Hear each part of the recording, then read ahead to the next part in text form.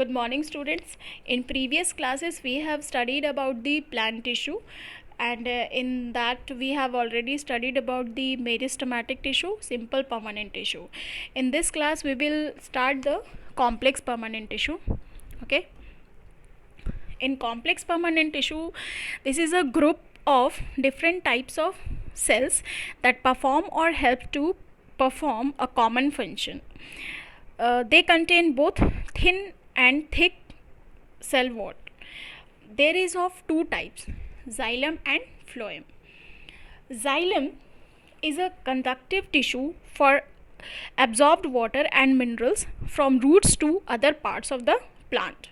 Fluid transported in xylem is called xylem sap. Water flows in xylem is unidirectional. As you can see, the water only flows from root to the different parts of the plant. Xylem cells provide mechanical support to the plant cell due to the presence of lignin. Okay, xylem is, again you can see over here, it is divided into, it is made up of, or you can say it is composed of 4 different types of cells: xylem vessel, tracheids, xylem parenchyma and xylem fibers. Now first we will discuss about the tracheids. Tracheids, they are primitive water conductive cells. It is elongated, trapping, lignified, thick-walled. Lignin is hydrophobic and makes efficient water transport possible over here. Tracheids are plates end to end in long vertical rows. Water and minerals are transported through pits in the cell wall.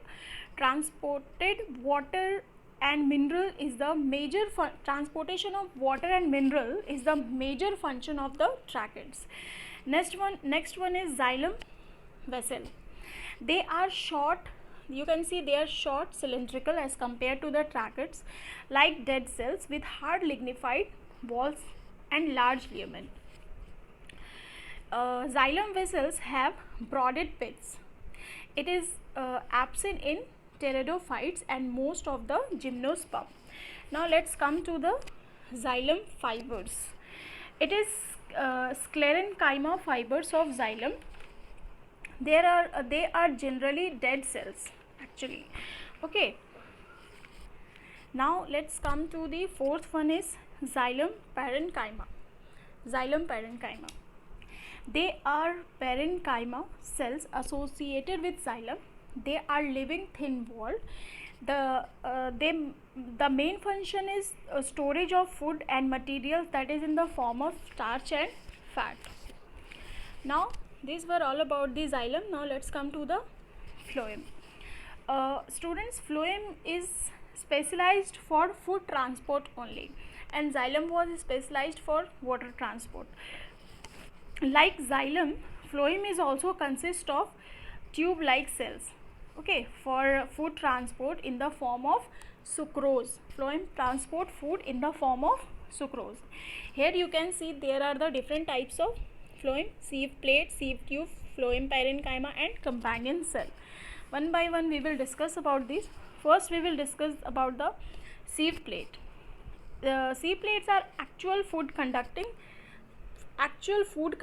cells. They are found in angiosperm. They